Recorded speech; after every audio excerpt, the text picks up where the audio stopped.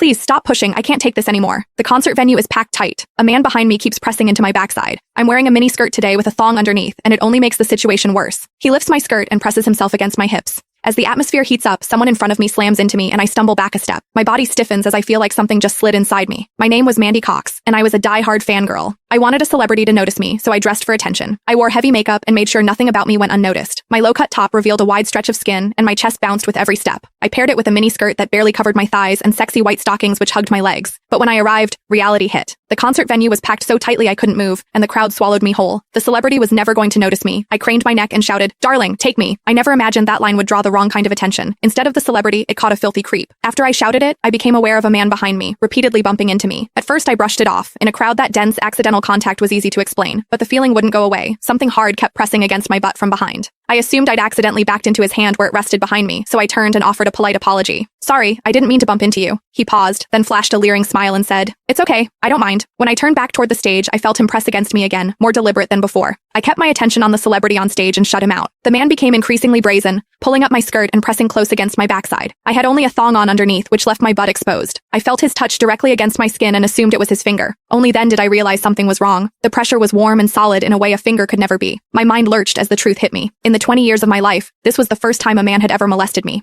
Fear surged through me, sharp and overwhelming, and my body reacted with an instinct to flee, but there was no way to move. The concert floor was packed wall to wall, leaving me stuck where I stood. I drew myself tight, bracing as if tension alone could keep the fear out. As I did, my hips closed around the man's so-called finger, trapping it between my cheeks. An unfamiliar sensation followed, and warmth rose to my face. What confused me was that I didn't recoil from it. There was a muted comfort to it, and against my will, it sparked a faint sense of expectation. The man behind me seemed to take it as a signal. He moved in closer, repeating the motion until the intrusion was unmistakable. I had lived a sheltered life as a college student, and now I was being toyed with by a stranger while surrounded by people. Shame surged within me without warning. I felt the urge to sob, but my throat closed and my voice deserted me. Worse still, the pressure forced my thong inward and sent a restless, prickling discomfort through my body that wouldn't fade. A quiet, involuntary sound escaped me, and the embarrassment followed instantly. I gathered myself and strained to suppress it, holding it down until my throat tightened. The blaring music and the screams around me drowned everything out. With every eye fixed on the stage, no one was aware of what was happening to me. At the same time, the intensity continued to rise, touching something deep inside me. I bit down on my lip as cold sweat traced my spine. My awareness was tipping back and forth between humiliation and a pleasure I couldn't bring myself to name. I knew I couldn't take it anymore if it continued, so I turned sharply to face the man behind me. "Please, stop pushing. I can't take this anymore." When I finished speaking, the man leaned toward me and whispered in my ear, "Is it exciting? The way I'm pushing against you?" The shame was overwhelming, and I was on the verge of crying. "I'm a virgin. I've never done that kind of thing. Please, let me go." He didn't stop. Instead, his gaze burned deeper as he seized my waist, the pressure growing stronger. "You're really a virgin? Then let me show you what it feels like to be a woman." For reasons I couldn't explain, his words didn't spark resistance right away. They stirred an expectancy instead. I wondered what was wrong with me.